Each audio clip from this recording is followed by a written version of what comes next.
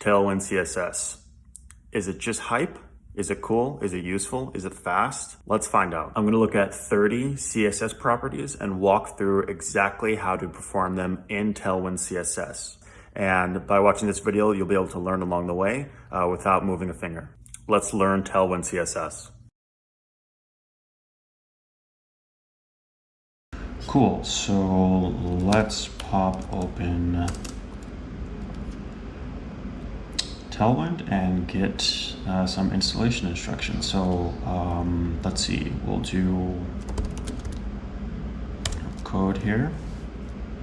Empty template. Let me go ahead and clear out the scaffolding here. Just delete that, use my code snippet to start up a new component. Get rid of Sass. And let's see how we're doing. All right.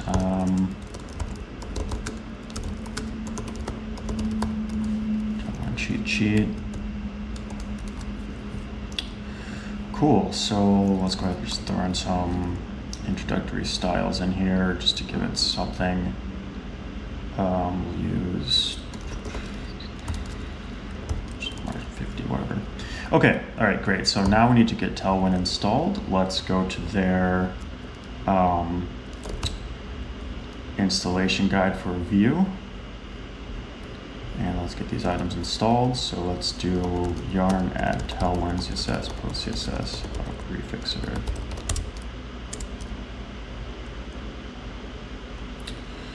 Cool, and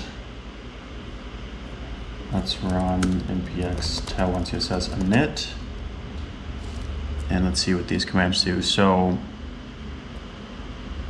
it looks like the -f will give us the full configuration file, and -p will create a post CSS. I'm just going to go ahead and use both, and we'll see what we end up with here. Okay. Just kind of following along the guide here. Next, we'll open up the Tailwind file, Tailwind config. So it looks like when you use Tailwind, it creates this configuration file for you to edit, and you can see all their defaults in here. So that's pretty cool. Column spacing. Next up, it looks like I need to set up I need to let Tailwind know what files to activate Tailwind for. So that's what the content key value is. So that looks good. And what else? Now we need a index file. Let's go ahead and do that. I'll drop it in the assets folder. And copy this in here. And then we're going to drop it in. We're going to load the CSS file in the main TS file so that the Vue application knows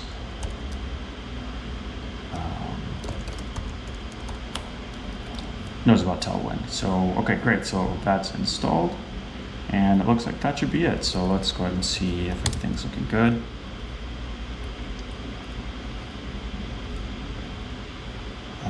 No utility classes. I guess we'll see if that's an issue.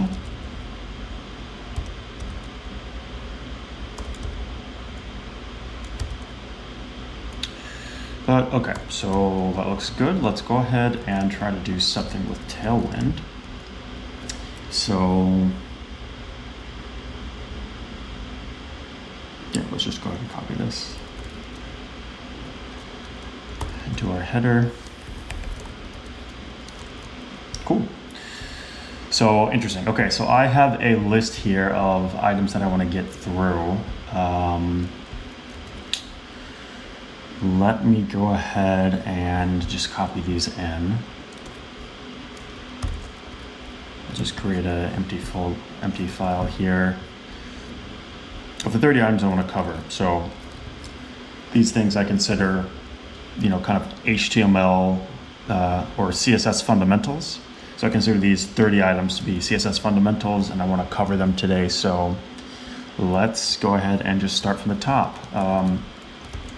So I want to create this cheat sheet, and I want an easy way to do that. So what I think I'll do here is create a Vue component that allows me to quickly iterate through these items and learn CSS and also share what I've learned. Okay, so I think this is good. Basically what I created here was an example component, and I'll just fill in the slots here. So we'll have the label, we'll have the CSS class name, and then we'll have an example of the output of using the actual CSS class from Tailwind. So I think this will be the format. I like this. It's simple, it's clear and concise. So let's go ahead and start knocking these out. So let's see, I'll do a checkbox here for all of these. So let me quickly convert these to checkboxes, and let's just kind of knock them out one by one. So first things first, we have color. So in Tailwind CSS, how the heck do we handle colors? So text color specifically, let's just look for text color.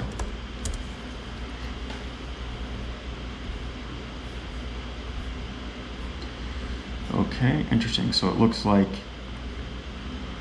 this is the keyword. Let's just get it in here and try this. So the first item we'll use color, and let's throw a couple examples in here just to see if this works. So let's do text slate 300, and we'll do a red. Do red 500, and let's do a green. Let's do the green 400.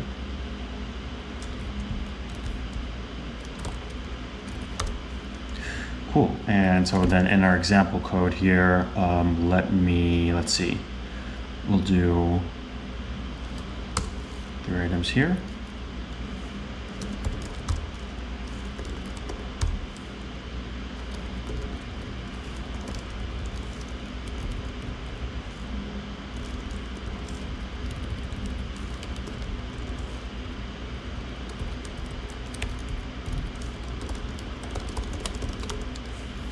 And let's see how that looks.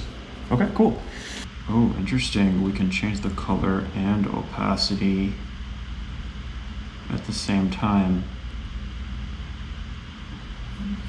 Let's do that. So we do a text, I assume they have blue, text blue 700 slash 50. So that gives us 50% opacity. Colored.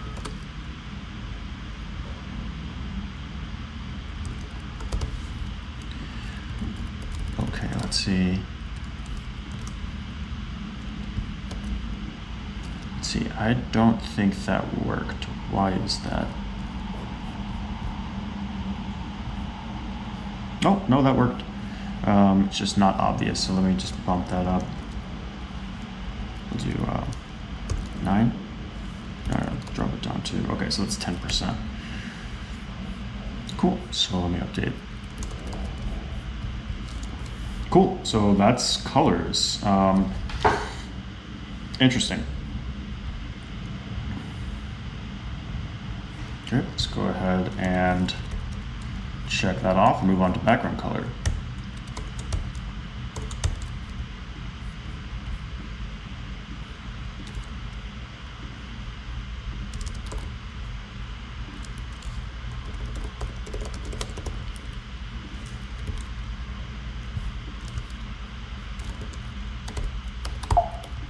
It's their search hotkey. Okay. All right, background color.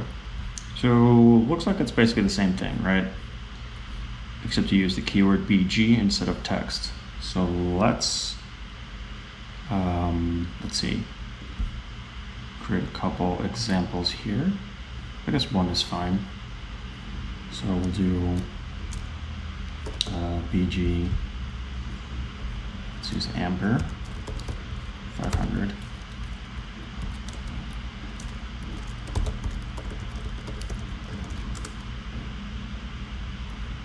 Okay, let's see what that looks like.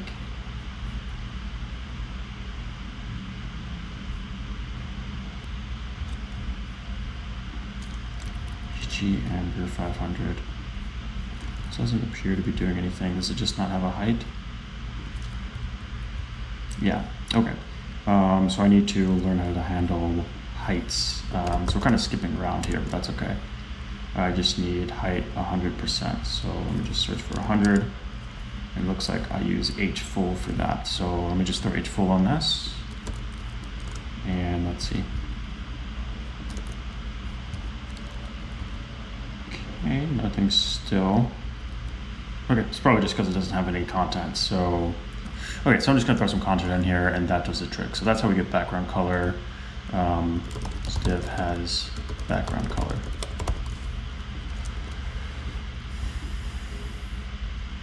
Cool, and okay, so I'm gonna keep moving along. I can add more examples later. I just wanna make sure I can get through all the entire list here in a decent amount of time. So let's go ahead and check that off and move on to text size. All right, how do we handle font size in Tailwind CSS? Okay, looks like text dash small base large, and then it moves on to XLs with a number prefix. So let's go ahead and just try this out. We'll do a text small. We'll do a text large, or let me try text base. And you can see GitHub Copilot is guessing all these for me, but let's skip some. So we'll do text large, and then we'll do a text 5XL. Cool.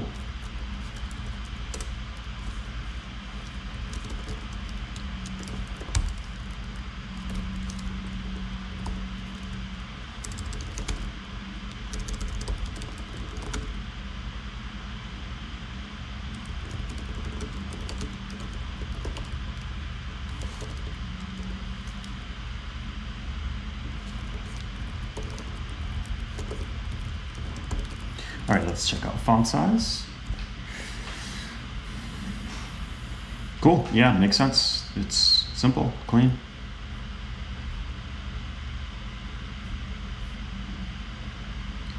Nothing too confusing at all.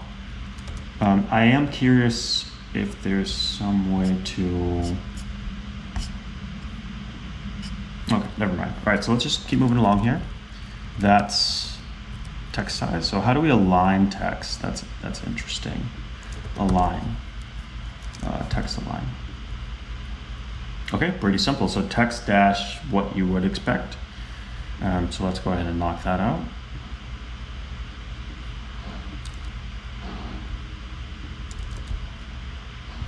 Let me close my styling down here.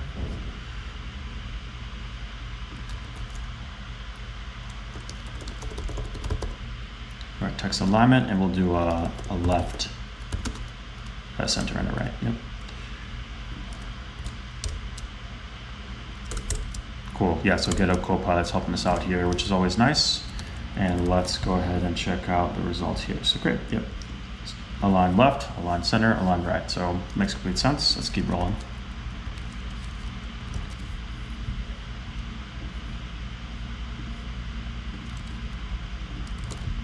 Okay, so now we have width and height. Let me see if GitHub Copilot is just going to keep on knocking this out for me. Okay, so how do I want to do this? Let's do specific examples. So how do I set a specific width?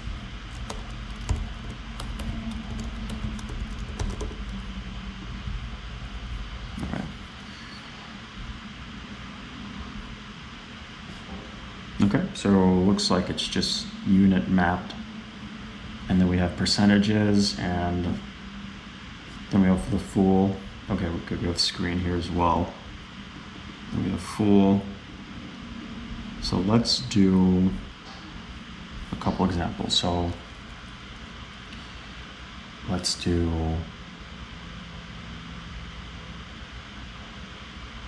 we'll do what, width 52.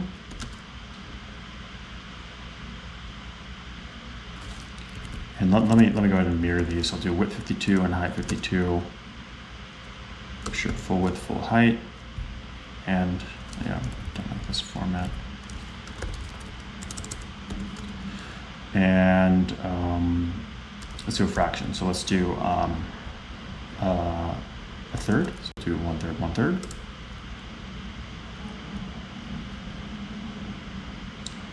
And yeah, let's check that out. So to test this, I'm going to go ahead and create a, let's see, how do I do this?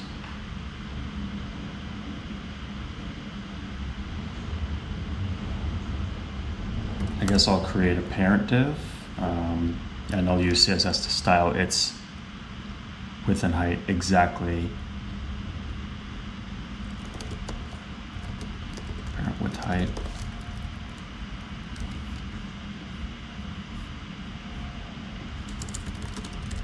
So we'll do height, 300 pixels. Yeah, we'll do 300, 300, and we'll do a border around this so we can see this.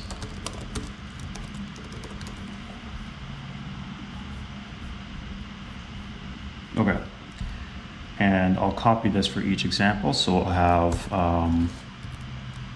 2, and then let's add children in here with, yes, that exactly.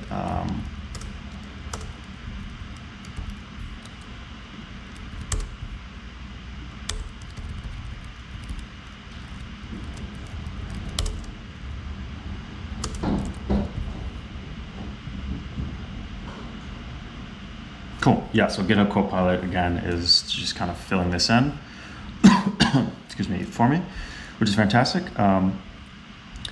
Let me go ahead and add, well, first let me save, but let's add borders around the children to make it really clear what's happening. And we'll do that with the, yeah, that's fine. And I just want the border. All right, so great. So this is the width height 52. This is the 100% width and height, and this is the 33% width and height. So that's cool. Totally makes sense. Not too much else to see there.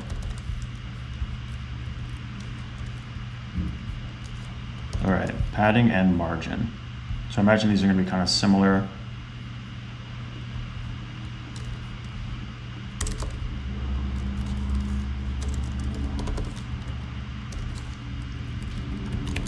So how do we handle padding in Tailwind CSS?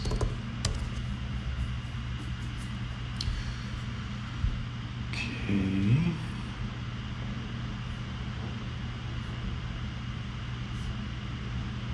Interesting. All right, so it looks like we have general padding. So let me create an example for that. So P-12 is just going to be general padding, and then we have PX, which I imagine is left and right. And then we're going to do PY, which I imagine is top and bottom. And we'll do, what, we'll do 4 for that. And then we have, looks like top, right, bottom, left. Okay, so let's just do we'll do a left. So PL, and we'll make that 6. So we'll just do 4 examples there. And let's see if we can get these in here. So let's use a P tag, P12. Yeah, PP12.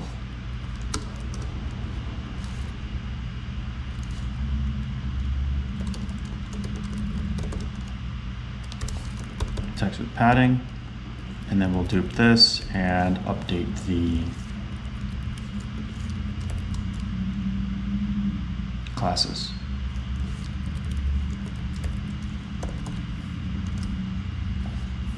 So how does that look? Cool, okay, yeah, and we can open up the CSS inspector, the element inspector, and see here, this is padding applied all around, this is padding just on the left and right, and this is padding top bottom, and we have padding just on the left, so that makes complete sense. I'm gonna go ahead and just copy this because I'm assuming that margin is just going to be with a M instead of the P. So let's see if that's true. Just do a replace here. And we'll do another one right here. And margin. So let's see how that looks.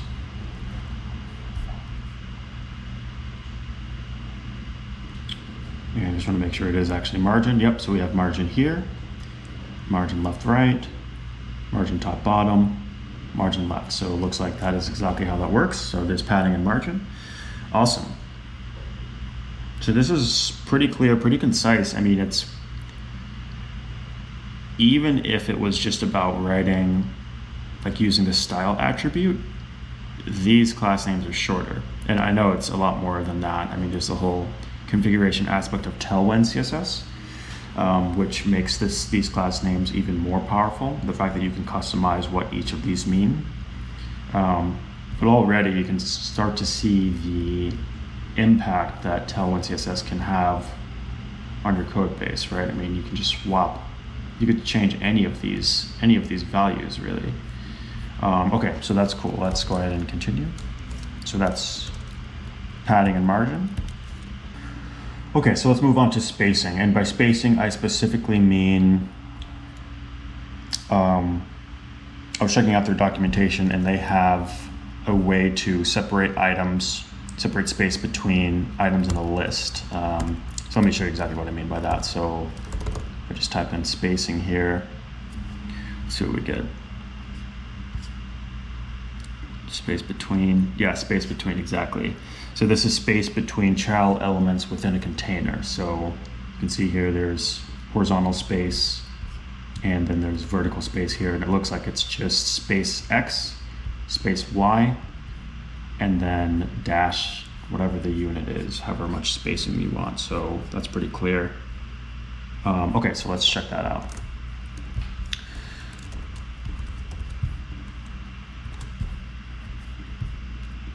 So let's go ahead and copy another wind component and spacing. I'm going to call this child spacing. And we'll use space dash, yeah, we'll use 6 and then let's do a 12. So I'll need this is going to be the Y parent. I'll do space Y parent. I'll do space X parent. And then I'll just create a couple items here. So space Y won't require anything special. I'll just use a P tag and say this item is spaced. It's Y-axis. And then I'll throw a couple items in there. And let me just see how this works. So I'll need to put this class, I assume, on the parent. So let's do space Y6. And let's look at this. So yeah, so great. So it looks like that automatically created spacing on the children elements, specifically the elements that aren't first or last, which is really nice. If you've worked with any list, you always have to specify that you want to exclude the first and the last when you're adding bottom padding, or at least the last. So this is cool. So that worked really well. Let's go ahead and do X spacing.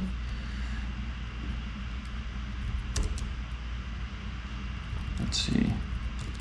And X spacing, I assume I'll have to use a flex box.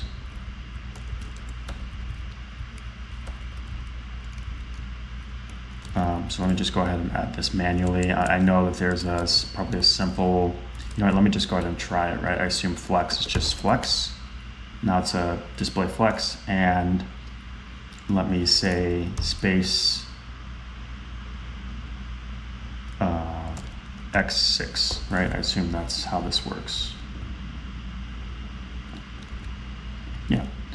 So yeah, it looks like that worked perfectly. So we have spacing on the X-axis between these items. Cool.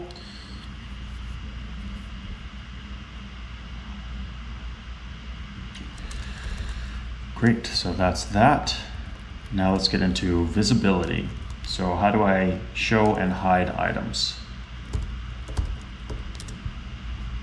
Okay, that's pretty simple, visible or not visible. So it'll be kind of useless to have the invisible item, but we'll do it anyway.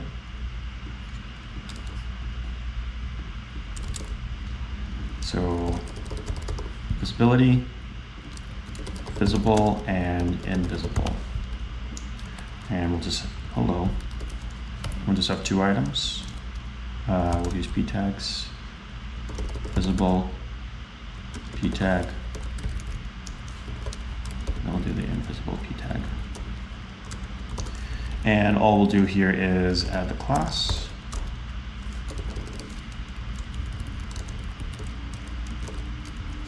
And let's see how that looks. Yep. So visible, and then I assume, is it even going to show up here? It is, okay. So and invisible, so it's just visibility, excuse me, the CSS visibility attribute. So cool. Next, let's move on to border.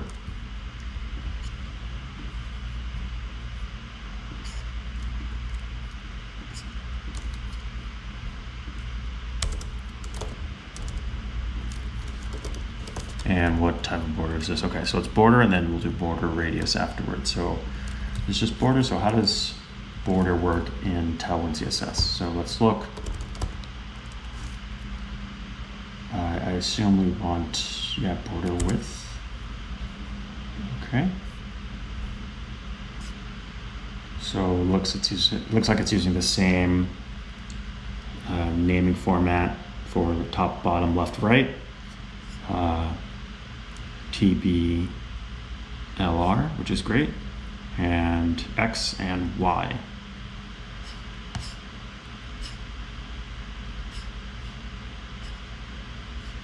Right, wait, is there a Y? Yeah, there is, okay, great. So all sides, I assume it's just border dash unit. So we'll do border dash 12. And let's go ahead and do an example of border. We'll do left, and we'll do 6. Well, 12 is a lot. Let's drop this down to 4 and 2. And is this all I need to?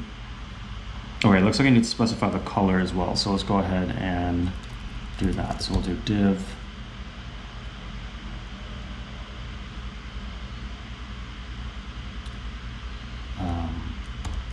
div border 4 and border sky 500. Div has a border.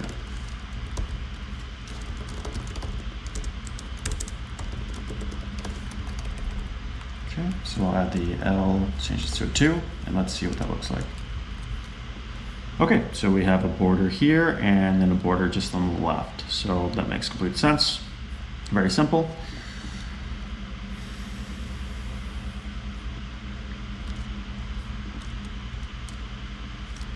Okay, so that's border. Let's move on to border radius.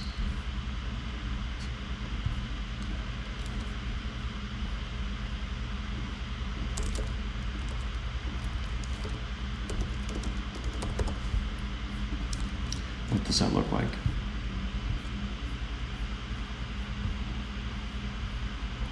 Okay, so it looks like I just use rounded and then I use their size convention. So small, nothing, medium, large, XL, and then it goes up from there. And the side unit can be added to the middle there. So to place, wait, how does this work exactly? Because this is saying, okay, so right is top right and bottom right. Bottom, I assume, is bottom left and bottom right. And then I assume somewhere, yeah, TL, top left, TR, top right radius. So, okay, so that all makes sense. So let's do a couple of these. So let's say we'll just do the general rounded. We'll do a rounded top.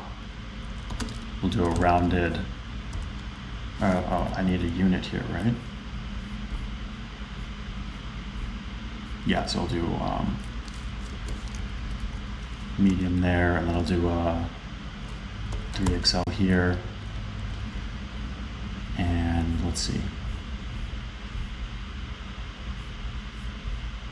I'll do a rounded bottom left 5XL. Are there 5XLs here? No, there's not. 3. We'll do a 2. Okay, so let's see what that looks like.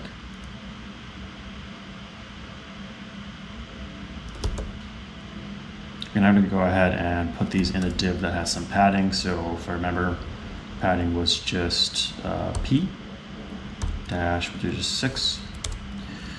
And great, yeah, got to get a Copilot doing some work for me. That's always great. Cool. And let's see what that looks like. Okay, so there's nothing there because I assume I need to add the previous attributes, border, and then the border color. So border width and border color. So I'll just say border. Cool, and then let me go ahead and throw a border color in here as well. We'll say border dash teal, 500. Cool. And let's add some spacing between these items. So I'm going to go ahead and use the vertical spacing. I'll say space dash y dash, let's do 8. Nice. Okay, so we can see rounded on all 4. And I'll be more specific in the output here. It has a border radius on all sides. And then we have the border radius on the top left and top right. And then border radius on the bottom left. Cool. So that's border radius.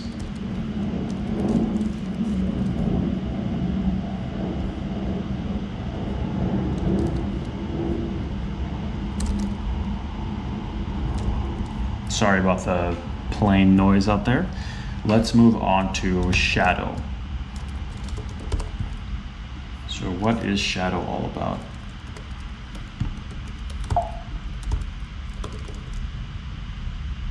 Drop shadow.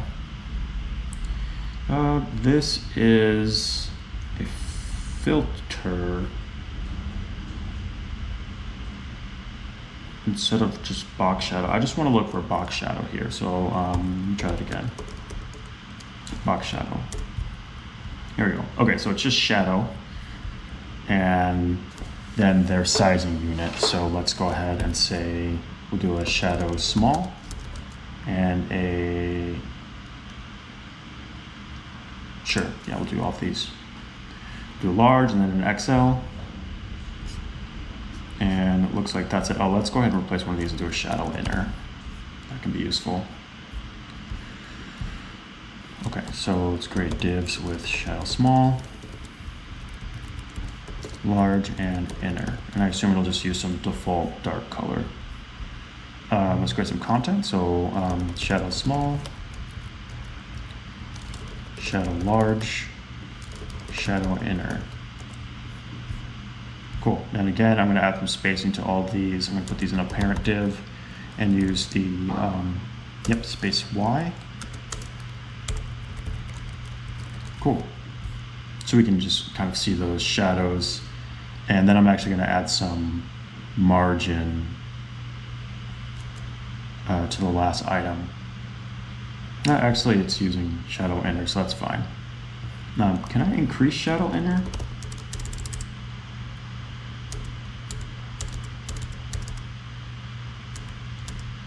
It doesn't look like I can increase shadow inner.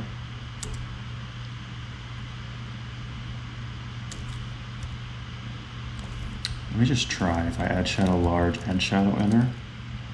No, does not work. Can I add a unit to shadow inner? Also does not work. Okay, so it looks like there's only one shadow inner, which isn't ideal, but I guess you can always customize this. Okay, so that's box shadow. All right, opacity.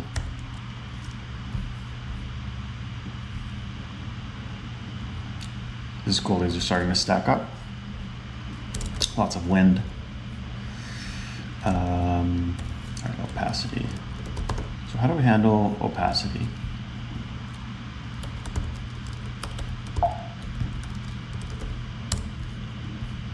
Cool, pretty much exactly what you'd expect. 0 to 100, or probably not 0 to 100, but it has incremental units with a gap of 5. So pretty straightforward. Let's go ahead and do opacity. We'll do a 25, 50, 75, 100. Perfect. And I imagine Copilot can do this for me automatically. Love that. Some spacing. Let's go ahead and see what that looks like. Cool. Exactly what you'd expect. Opacity 25, 50, 75, 100. Cursor pointer.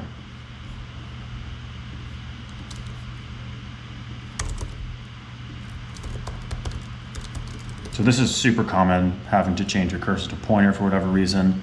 You're hovering a button or a link that you want to click. Probably best to just put this in some default somewhere, but just in case you want it in a specific spot, you can use whatever we're going to learn here. So cursor, cool, yeah, pretty much exactly what you'd expect. This is kind of a nice thing about these class names. It's kind of what you'd expect. It's easy to memorize. So let's go ahead and do cursor pointer, and let's just do another cursor for fun. We'll do cursor, yeah, cursor not allowed. And can we use some buttons here? Just go ahead and try some buttons. Cursor pointer,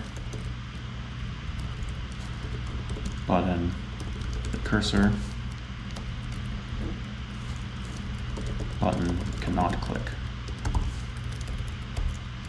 Cursor not allowed. So let's see what that looks like, and we'll throw some spacing on these two. We'll do a div dot space y8. This spacing is turning out to be really useful. Okay, so the buttons have no styling. So let's go ahead and just quickly create some with what we've learned so far. So we'll do let's add a border. So border, this is the border width, so we'll do border 4. And let's see, what's that do for us? Okay, cool. And then let's get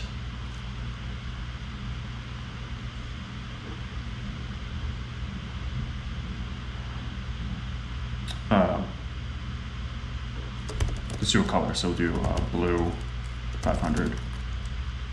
Cool. And can we get some spacing? These buttons are actually stacked left to right. So let me switch the Y to X. So we can get some, yeah, cool. Okay, so this is a button with a cursor, and this is a button you cannot click. So that's cool. So there's cursor pointer on some buttons. What's next? Close the line. Transition. Okay. Yeah, so transitions are important when you want to do simple animations. Let's go ahead and create another wind component for transitions.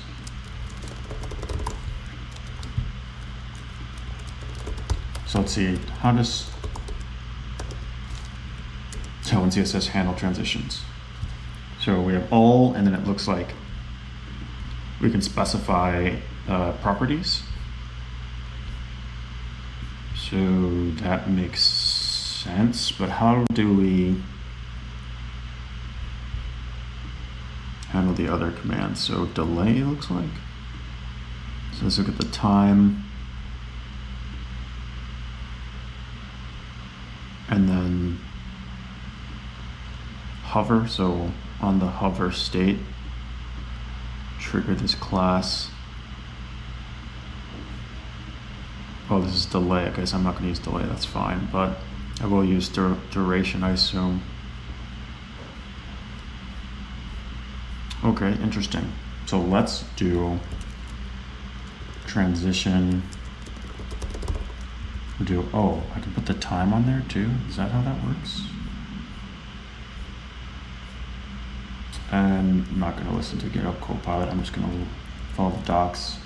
So transition all, and then I'll throw an and on there for another property that we're going to be using together, which will be duration. We'll do over 2 seconds, so a longer one. And then the hover. So I'll do and hover.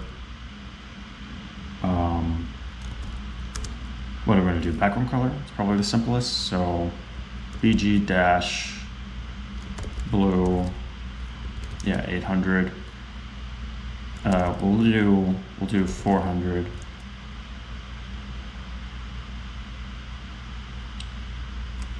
And then we'll make it opaque. So okay, so let's just try this. So let's go ahead and use another button.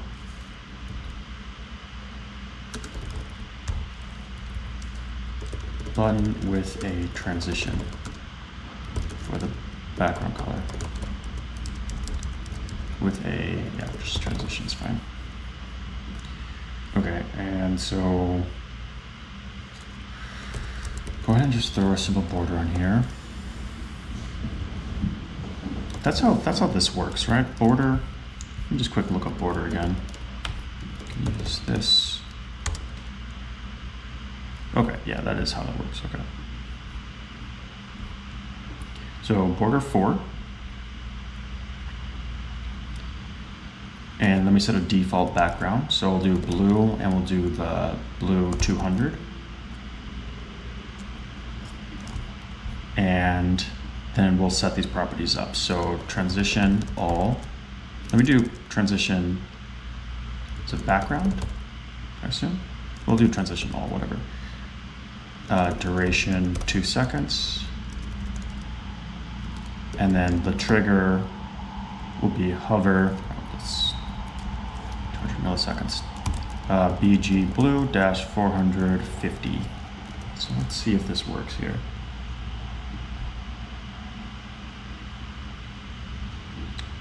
I don't think that duration worked properly. And let me take off the opacity. Let me just make it more intense. Yeah, see, that's not happening over 2 seconds. Is that how the duration works?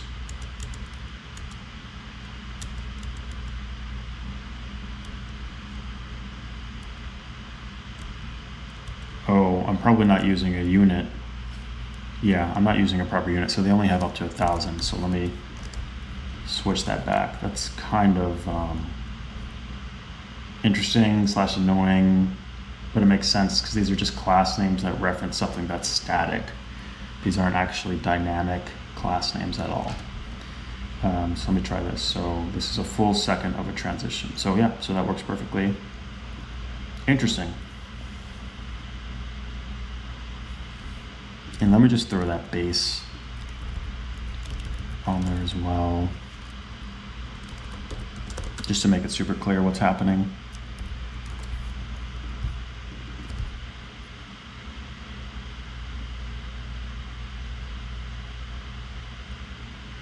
And maybe I take the ands out so that it can be copyable. Yeah. Okay, and let me just find the rest of those.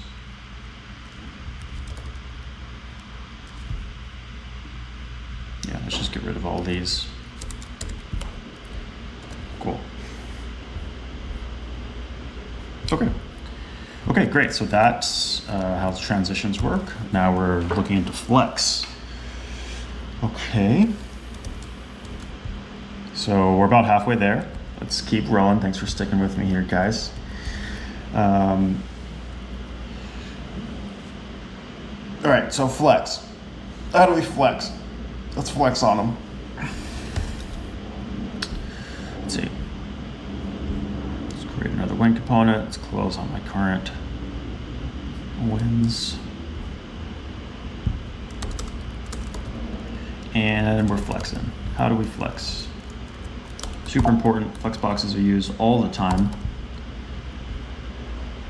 Okay, so I want display flex. I don't want flex. Display flex. Okay, so it's just flex. As I guess I already kind of discovered, right? I use flex somewhere. Yeah. Okay. Flex.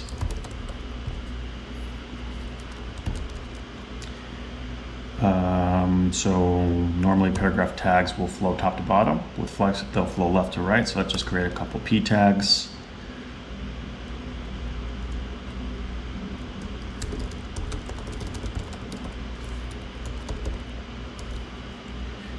And of course, let me add a div with the flex class. Cool, and we'll add some spacing because you should always reuse what you're learning. We'll do flex 12. Great.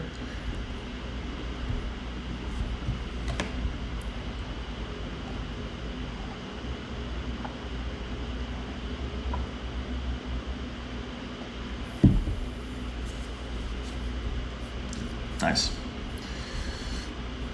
Yeah, cool. This is really turning into a full cheat sheet. Cool. Okay. What's next? Oh, cursor pointer. That doesn't look right. Let's clean that up. Okay. Great. So that's flex. Let's do some flex wrapping. And I'm just going to copy what I have here. Flex wrap. So this is, how do we do flex wrap?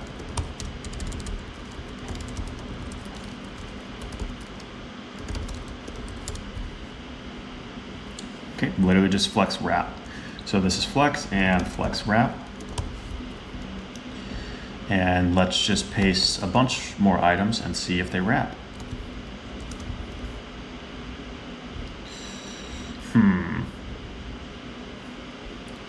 Not exactly. I think I have to specify flex unit, which we saw. Can I do flex 1? Flex 2? Let me just look at the docs instead of guessing.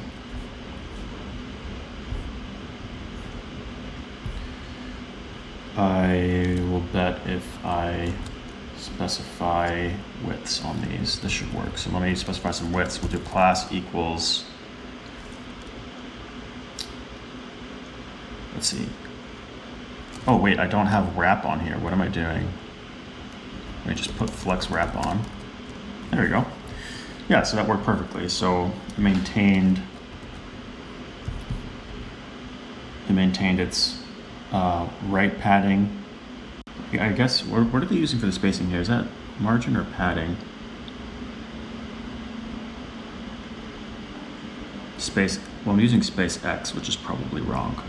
Oh, no, space X is right. How does that end up?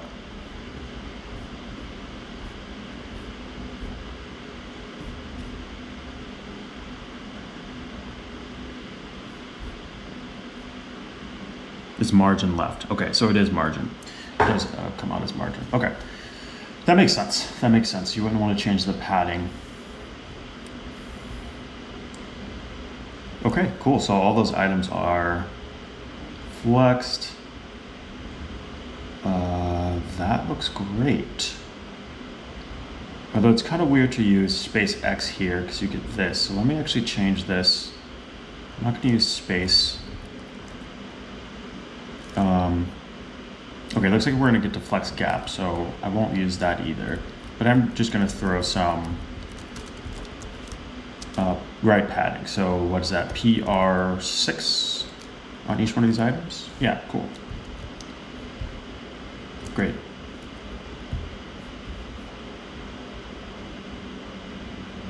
And maybe I want margin there, maybe I want padding, whatever. That's flex wrap.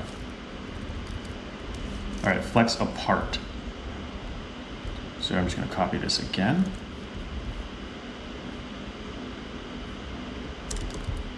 So flex apart. So this is flex justify content display, or justify content, what is it? What is the property? Display apart or something? I'll show you. So we're doing flex. Yeah, why did I uppercase that? That doesn't make any sense. Okay, it's just flex. And here we're gonna do flex.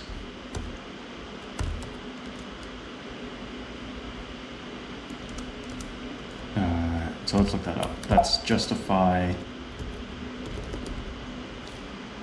content.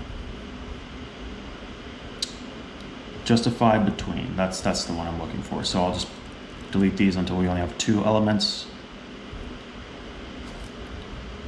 It's flexed with space between.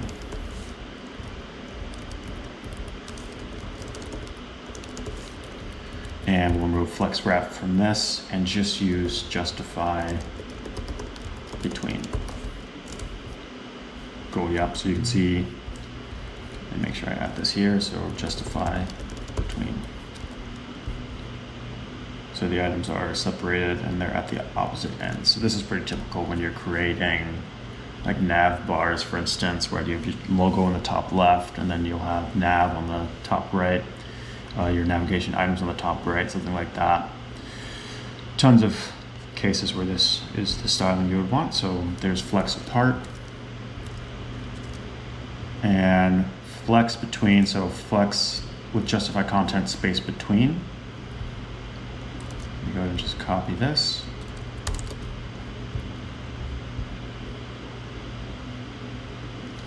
Flex between. Oh, I actually typed that out wrong. So this is that apart?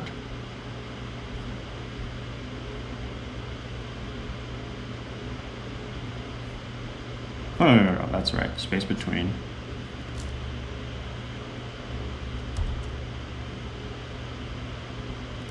Now let's do a around. Yeah, let's do an around. So apart and between are basically the same. So let me change this to around, flex around.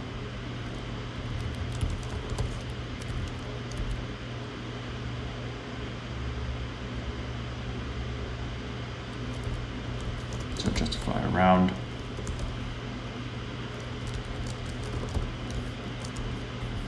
Yeah, so just make sure that the items are spaced evenly, but they also have even space around the item. So you can see that happening here. Let me go ahead and add.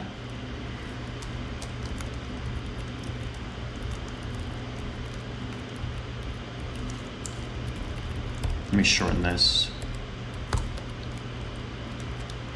And let's remove this padding. Cool, yeah. So you can see there's even spacing.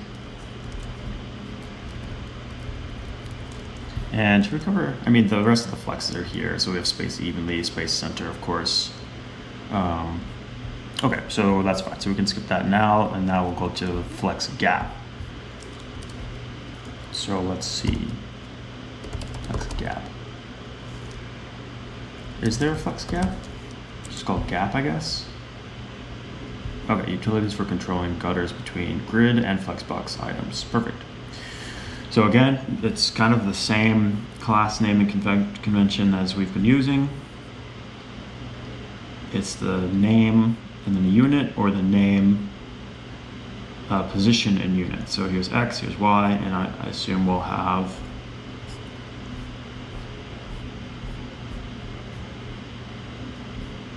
okay, so yeah, just X and Y. Oh, interesting. So this is a column gap and a row gap as well. So you can specify PX.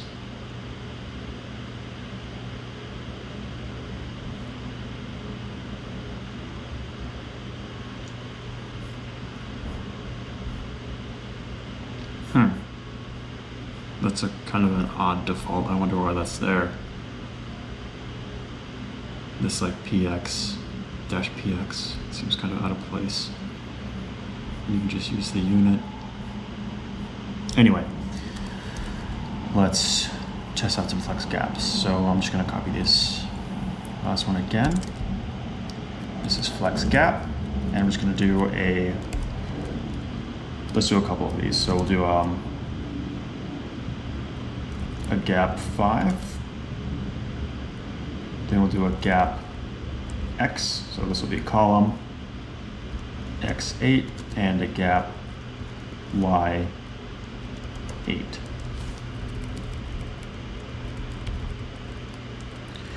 So these will all need, we'll use gaps, and this will be flex, and we'll just say gap 5, I think, right?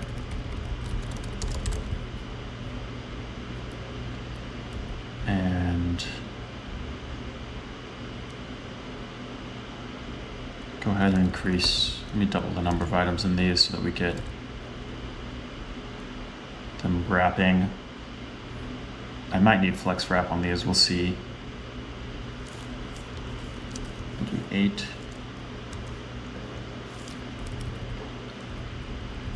And then we'll do a Y8 as well.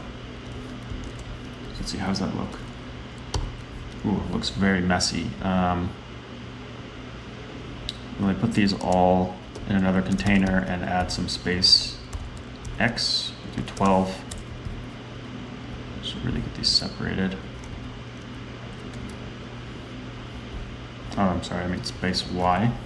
There we go. And yeah, let's go ahead and put flex wrap on the first one, see if that helps. Yeah, so I want flex wrap on these. So we get both the X and the Y. And let me increase the number of items in each container so that the changes are clear. So here we have a gap on the X and Y axis, gap 5. Here we just have a gap X, and here we have just a gap Y. So you can see there's no space in between each item. So that's cool. Fairly simple. Okay, so we are skipping containers. I do not understand containers. They're not making sense currently, so I'm gonna circle back and take care of that and look at that later. Let's look at columns.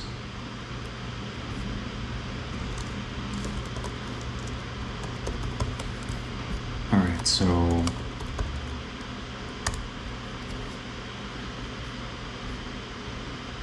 okay, so this just controls the number of columns within an element. So this seems pretty straightforward. Let's go ahead and, okay.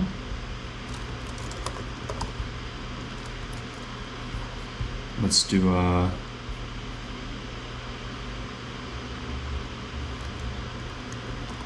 columns 3.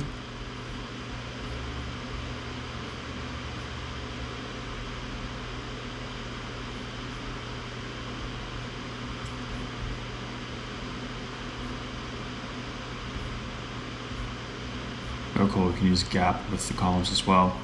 Okay, yeah, we'll just do a columns, let's just do a columns 3 and see what that looks like.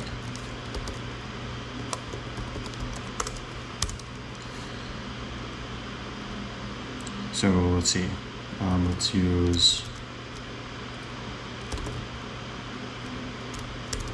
I wonder if there's some image that I can just grab from somewhere. There you go. Let's just grab their image. And let's just make a bunch of these. So just copy and paste tons of these, and let's see what this columns gets us. All right, so as you expect, we have a couple columns, and I'm gonna go ahead and add a gap here. So we'll do gap 5, get some space in between each item. Interestingly, we did not get y-axis gap there. I wonder why. I wonder if I specify, will it add that? No, so it's just not giving me a gap there. Interesting. Okay, we'll gap 5. Gap 10. Okay. So that's columns. Looks like it only works with, well, it said that it works with gap up here. No, just gap X, I guess. Okay. Oh, interesting. So I can modify the columns on hover. I just want to try this. Hover 2. Wow. Okay.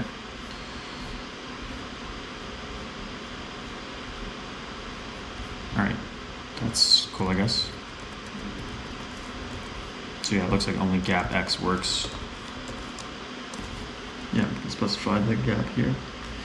Okay. All right, so that's a basic idea of columns. Makes sense. Okay, CSS grid. So this is an important one. Hopefully they have a simple example I can look at. So yeah, display grid.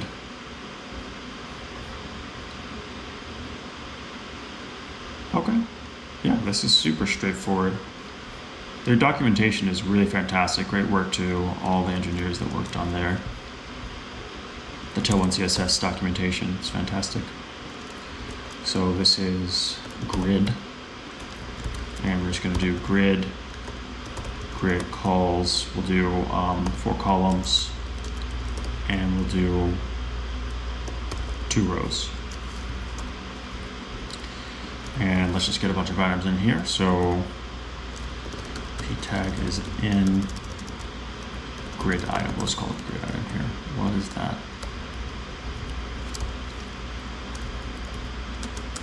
Cool. Oh, wait, that's not what I meant to do. Just p tag. Let's say grid item. Cool. And then we'll just create a bunch of these. And let's throw it in a grid. Grid calls 4. Grid rows 2.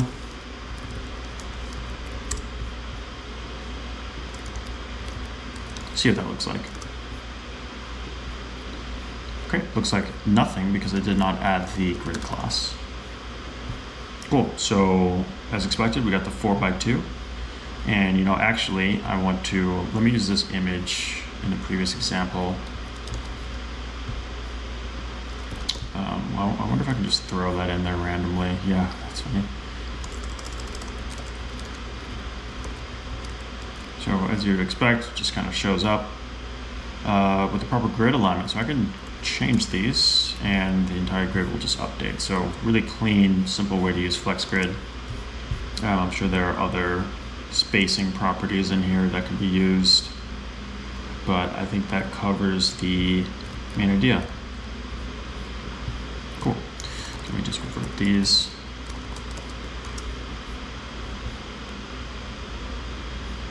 Maybe use the image for this as well, right? Okay, yeah, so they don't have rows, so this is just not a thing, which makes sense, I guess. Responsive. Yeah, how do they handle responsive content? So we have these breakpoints, and then we can adjust based on the width we're at.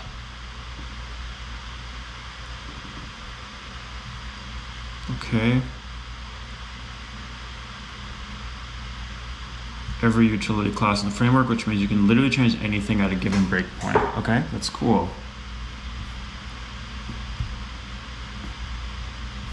Okay, so I guess we'll just create a random example. And let's use this grid as an example. This is kind of interesting. So I'll copy the grid. Or, you know, something even more common. The grid is nice, but it's basically using columns. Let's use columns. So it'll be 3 columns when it hits the midpoint. Otherwise, it'll be 1 column. So this is pretty typical, right? You'll have a mobile view that you need to shrink down to, but once you hit like a desktop size, you just want 3 columns always. So I assume it's just MD columns 3, and I'll keep the gap on there, that's fine, and then just columns 1, right? columns 1 in all other cases. I think that's what that's saying. Let's see. Okay, yeah, so again, let's change this to responsive. And then, so now I'm gonna shrink. Yeah, okay, great, yeah, that worked perfectly. Right, so now that I've shrunken down to a mobile size, it's a single column, but when I get to the mid size, we're now using 3 columns all the way up. So from every screen size upward. So yeah, that's a great way to make things responsive. And we can also do something like, I don't know, we can add like border radius or something. Let's do something kind of silly. Let's add,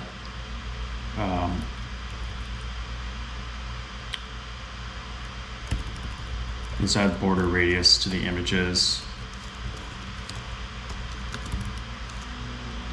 when they're on the medium view. So how does that work? Is that just radius? Wait, how did that work?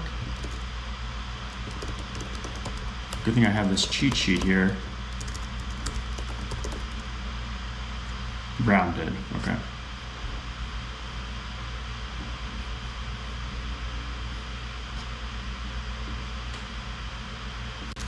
Okay, so I'll use rounded none, I assume. And then when the screen is medium or larger, I'll use rounded Excel. Let's see how that looks. Okay, so I did not get rounded. Oh, I did, okay. Just looking at the wrong example. Cool, so right now they're all rounded. Can I increase that? 2XL. There we go. 3XL. Nice. 4. No. 3XL, rounded. And now when I shrink down, we just get cornered. Okay, so that's a pretty quick way to add responsive design. Okay, so that is responsive. Okay, now let's do some more basic fundamental type things. So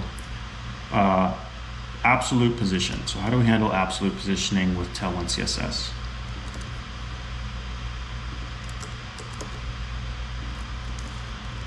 So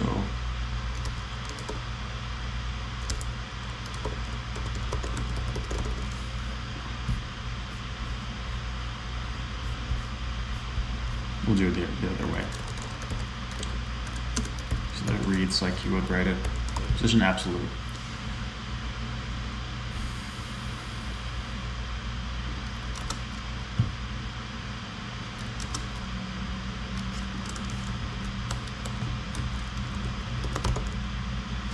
Absolutely positioning elements. Okay, looks like I literally just typed absolute.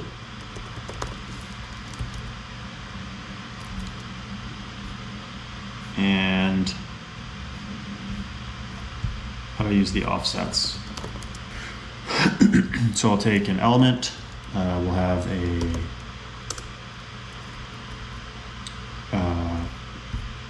I assume relative is just relative, so we'll say we have a relative div first, and we'll set a size here. So let's use width 52, height 52. Let's use 24. We'll go ahead and just throw a whatever border around it, so border 4, so we can see that, and then we'll create an absolutely positioned item, and we'll say we'll do a right 10. Do we do 10? What's 10?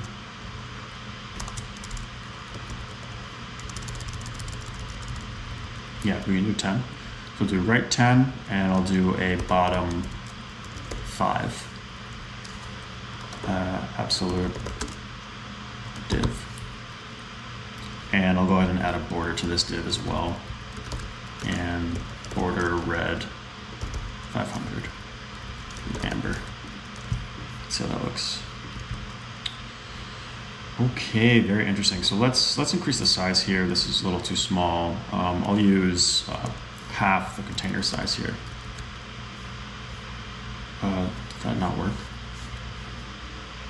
Oh, but half of the height is basically nothing. Okay, right. So let me go back to 52 here. I'll use 52, which is cleaner. Okay. Okay, great. So we can see that the div is positioned. Let me add this. So that's absolute. It's right 10, bottom 5. Makes complete sense. Cool. Okay, and fixed position. This is kind of a weird one.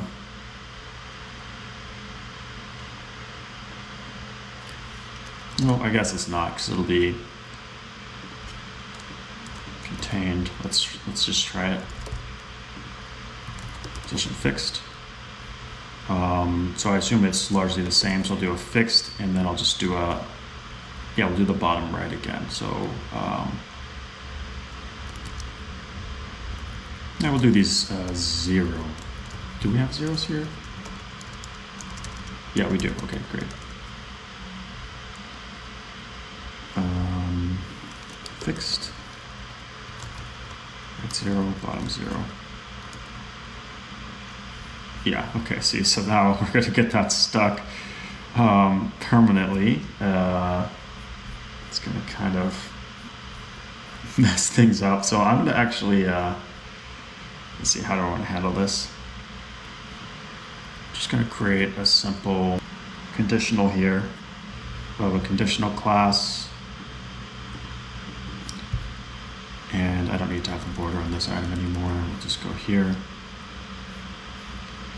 And I don't really need height. Should do relative. Cool, yeah, so that turns this on and off, and we can see this div is positioned absolute. And let's move this to the top. Move this to the top right.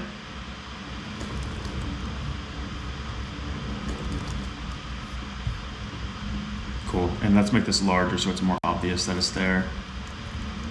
So I'll say width 52, height 52. Cool, and I'll go ahead and bump up the text size too, since, hey, we know Tailwind now, so 3LG, or XL, I guess. Cool, and let's make this look like a button. So just add a class here. We'll do a border.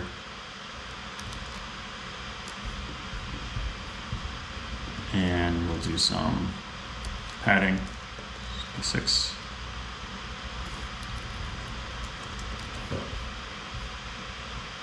And why do I have 100% width on this button? It's interesting, so I'll just change that width 6. Okay, a little larger. Width 12. No. 24.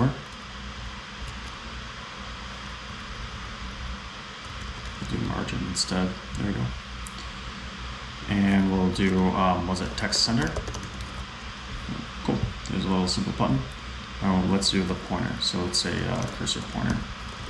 Yeah, it's all starting to kind of come together here, which is nice. Yep, great. So now we have the absolute position div. Right and top, so cool. So that's great. Excuse me, Z index. Cool. Yeah. So as you would expect, Z dash some unit. So okay, pretty simple. Let's cook up an example here. So we'll do Z1, and we'll just go up to 3. So we'll just do 3 examples. 3 layers. And how do we want to do these layers?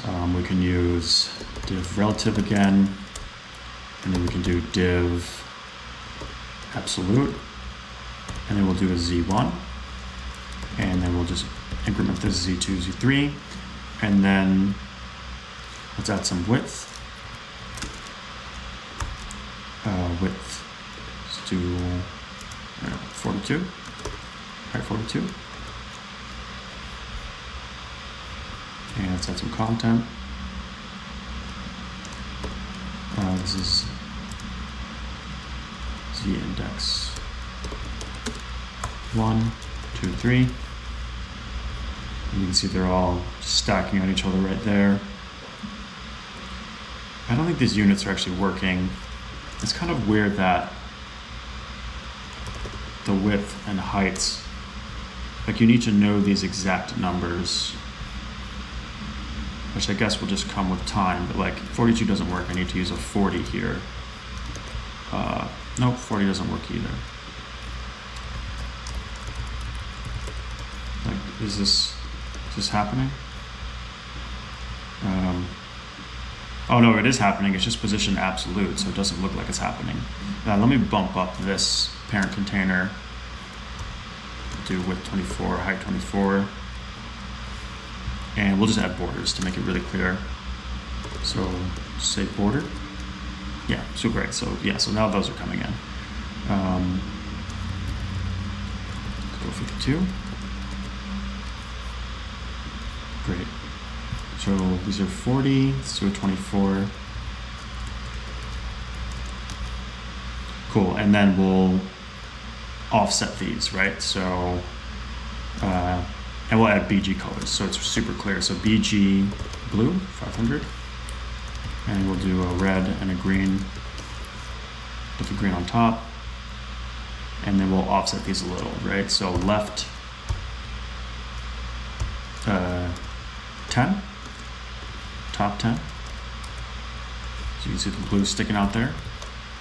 And then I'll repeat and just add 10. Cool. Let's see. So the green's on top. So I want to move these around. There we go. So these 20 as a unit. Yeah, that's the one thing. Well, there are a couple things I'm seeing that might not be great, but memorizing these unit numbers, I wonder if there's some magic trick to it. Like they increment by a specific amount or it increases by a specific amount, but like here, like the gap is, 24, 32, 40. So it looks like we're just going up by 8 up until this point, and it just like jumps, I guess it doubles. I'm sure there's some way to set an exact pixel, but whatever. Okay, so that's Z index.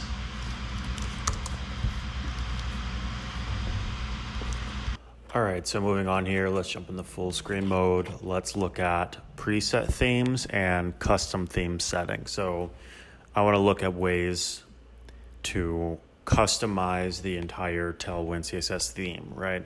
So we looked at this object here in the beginning, this tailwind.config.js file. And this, basically contains the presets for all of the Tailwind classes. So they have this object here, this key value pair called presets. And the idea is that you can pass in an existing Tailwind configuration file. So I'm doing that right now. So I'm going to make an indie.dev.dan.tailwind.js file. And this will allow me to, plug in my own styles. And, this is really cool because you can reuse them across your projects. Or, put it out there for the rest of the world to use. So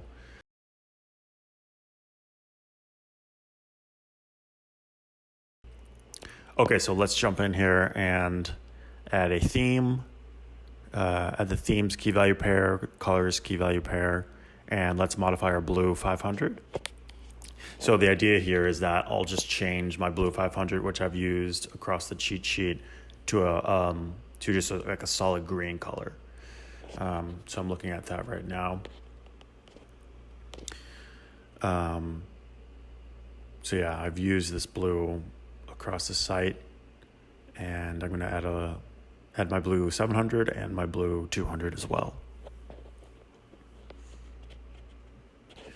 Cool, and then I'm going to import my presets file.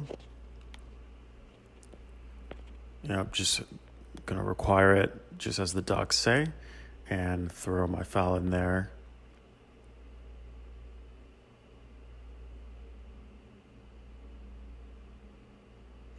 Okay, looks like I misspelled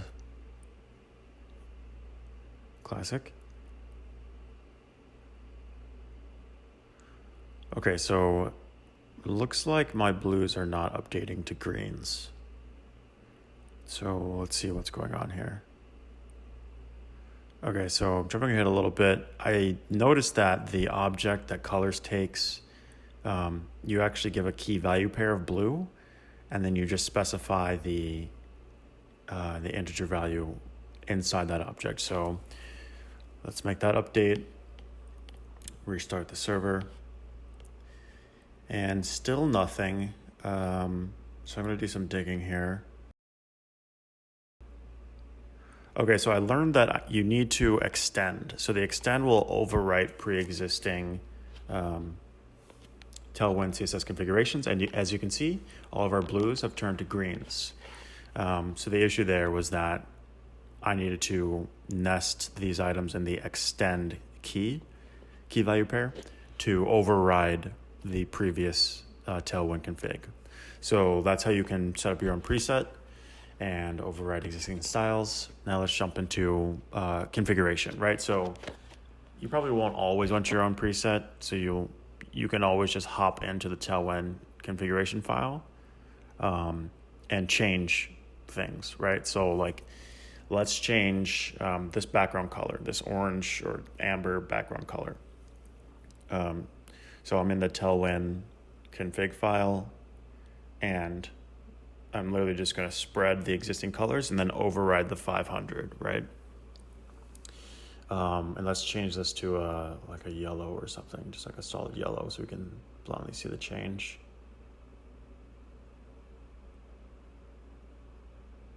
Cool. That's great. So that worked. So you can see just right there really quickly, I completely overrode an existing value. And if you were using Tailwind across your entire site, that value would update everywhere. So this is really cool. I mean, the power of Tailwind is becoming really clear to me. The reusability is really there. The customizability is there. This has kind of already been done with, Sass and CSS variables and stuff like that. But I think this is a better way. It's, in my mind, it's faster, it's more concise. But so I like Tailwind. I'm going to use it in some of my projects and see if there are any serious bumps I run into. I'm curious, what do you guys think about Tailwind CSS? Is it useful? Has it helped you in your development? Drop a comment down below. I'm interested to see how it's worked for you. Feel free to check out the cheat sheet we created, link in the description. I hope you enjoyed this video. If you got value out of it, definitely like and subscribe. I'll see you guys in the next one.